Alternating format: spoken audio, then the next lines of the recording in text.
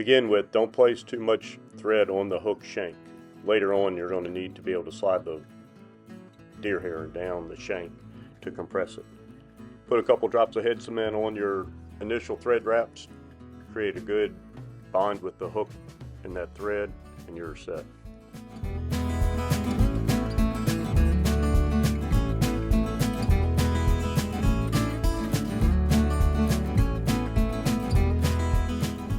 Our first part of this fly is going to be the tail. We're using bucktail in the tail of this fly, and we're going to make the length of the tail about the length of the hook shank.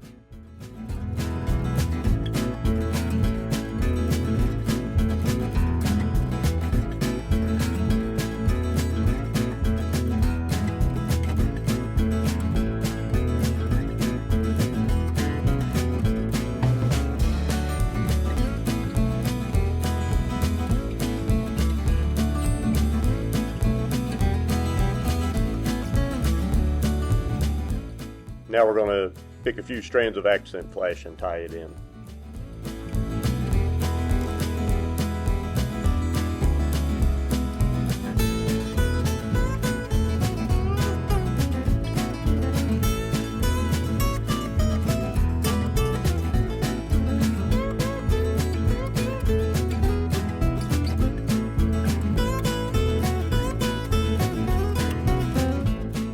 Pick out a saddle hackle with appropriate color and tie that in by the tip. We're going to place on a couple of wraps and cut it off. This will form the rear collar of the fly.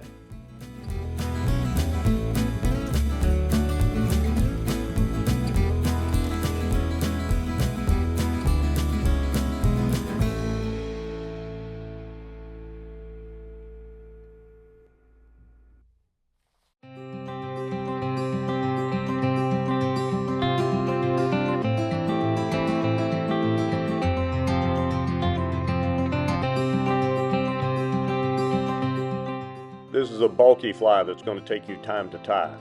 Add a little bit of head cement at the different tie-in points to just increase your durability a little bit.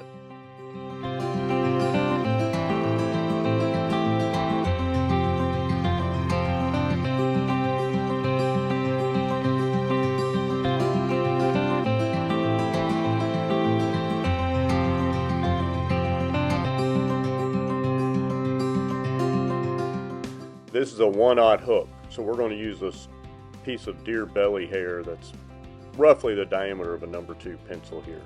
Trim it off the hide and brush it out thoroughly to get it good and clean.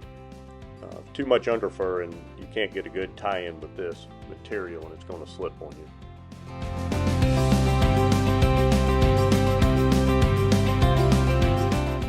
We're using a deer hair stacker to even the tips of the hair. This is going to form the collar of the fly in the rear. As we're doing this, we want to have those tips together or even.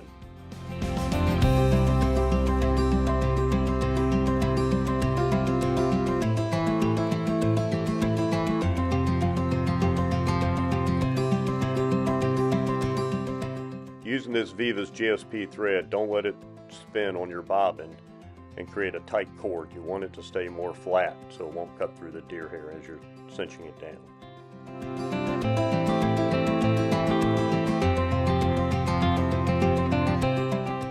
We found this technique of tying the clumps of deer hair on the bottom of the hook than the top of the hook to be a little more effective and allows us to get a more tightly stacked deer hair than the traditional method of allowing the deer hair to spin all the way around the hook before we move to the next clump.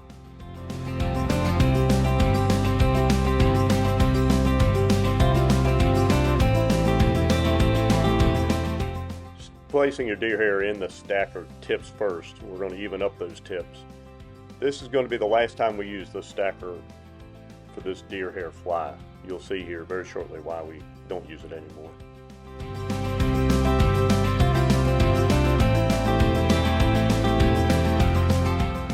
We're going to tie this clump of deer hair in, making the tips even with the initial clump of deer hair that we tied in.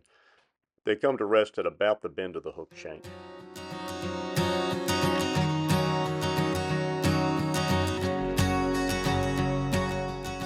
After you have that clump of deer hair securely fastened to the hook shank, work your thread through the hair to the bare hook shank.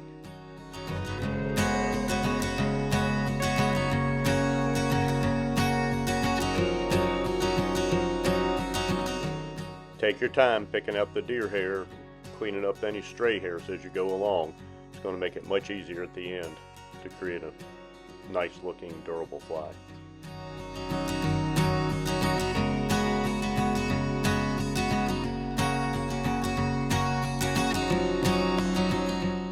Add a drop of head cement in, grab your fugly packer and compress the deer hair that you just tied in. The fugly packer is definitely a game changer in the deer hair bass bug tying world.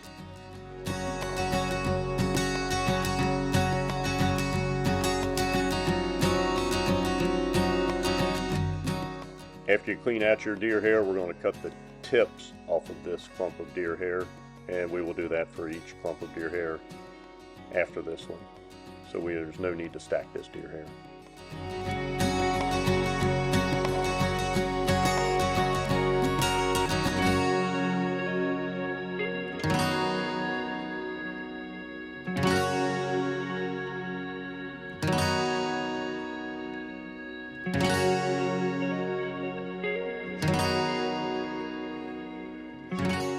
We're going to repeat the process of cut the deer hair off the hide, clean it out, trim the tip ends off of it, secure it to the hook shank. We're going to do this several times as we work our way toward the head of the fly.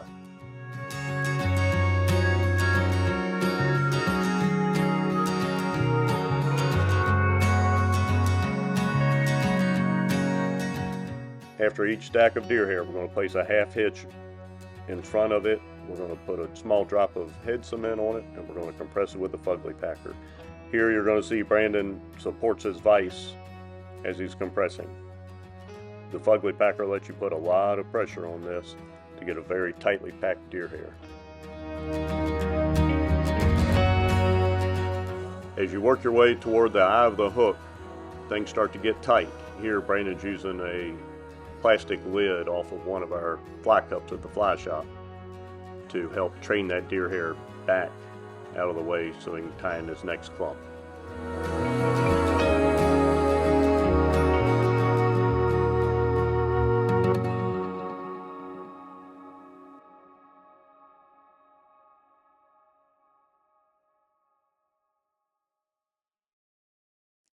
Here's a close-up of the lid of that fly cup. All we did was cut a slit into the middle of the lid so it'll fit over the eye of the hook.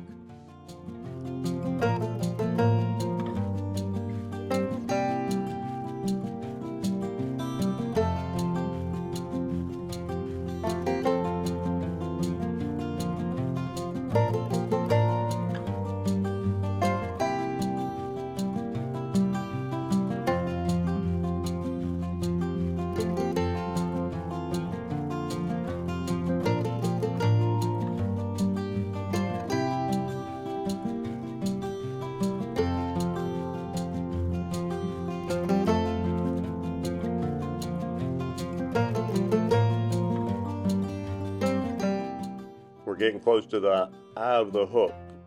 Things are getting a little bit tight, so we're taking time to push the hair back before we actually put our half hitch on and our drop of glue. You'll see Brandon uses the fugly packer to help do that. He's going to do it all one more time on this particular clump of deer hair. Then we're on to the next layer of deer hair.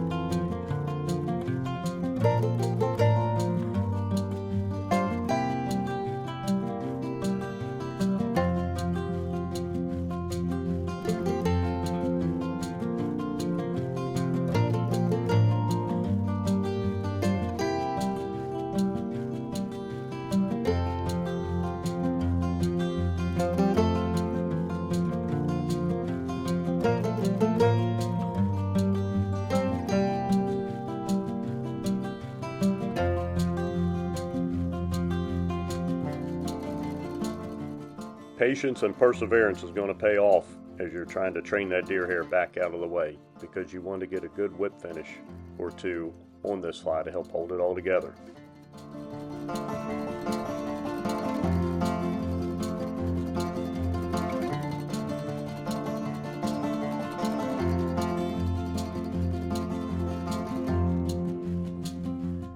Brandon's using a small piece of plastic that he made as a template to place over the eye of the hook.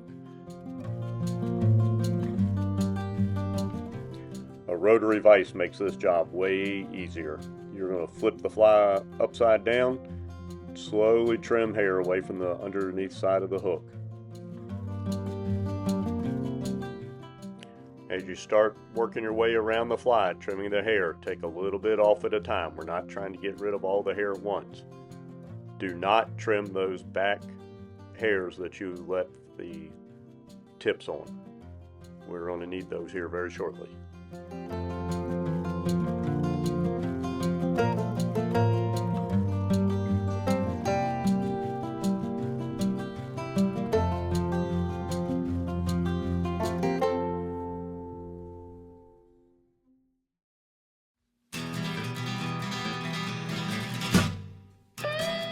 Here, Brandon's just slowly taking little bits of hair off. He's trying to get to the thickest part of the deer hair, where it's the most tightly packed, while still leaving some bulk in the fly. Brandon's using fine point scissors here to trim away the butts of the initial stacks of deer hair that we put on this fly, leaving in place the tips that we carefully placed.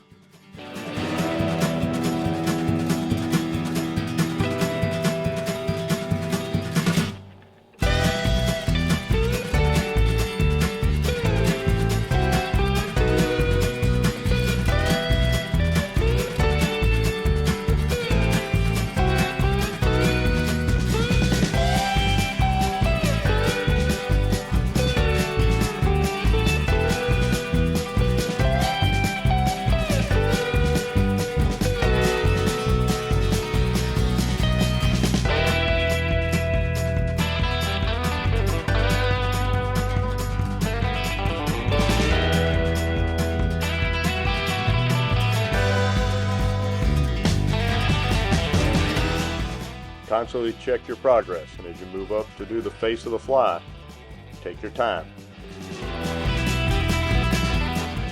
If the deer hair trimming part of this video was shown in real time, this would be a 20-minute part of the video.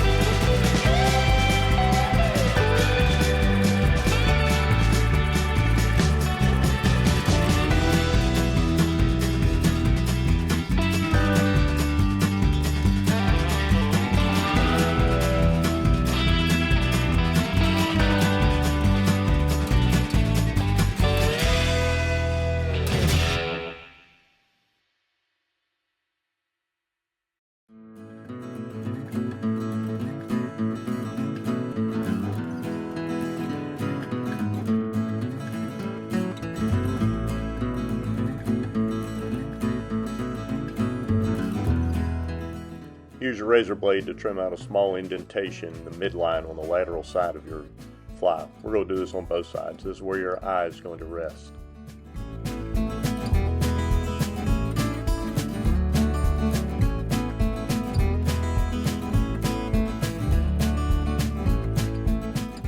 Brandon puts two eyes on the back of his hand.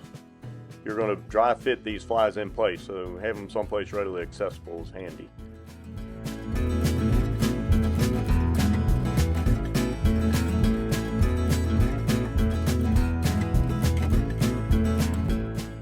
We're going to place a small drop of super glue where the eye is going to rest on the fly. This will help hold the eye in place.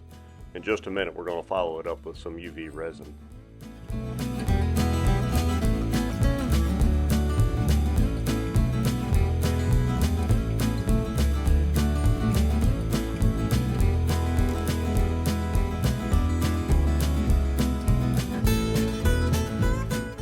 Brandon's putting UV solar res thin over the eye of the fly and working it around. Slowly build up the amount you need to make sure the UV resin covers the eye and just into the hair around those edges.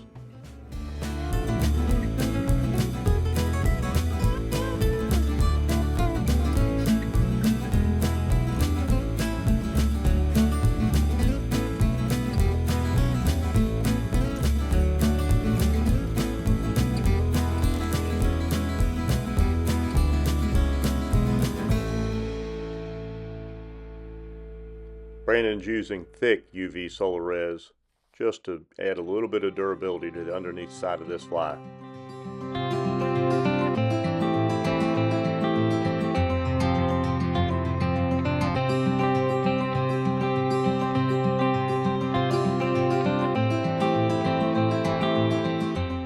There's the final product. Thanks for watching. I'm putting a description below with a full length of all the materials we use tying this fly in that description. If you would, please hit the like button below, thumbs up, and look forward to seeing you on our next video.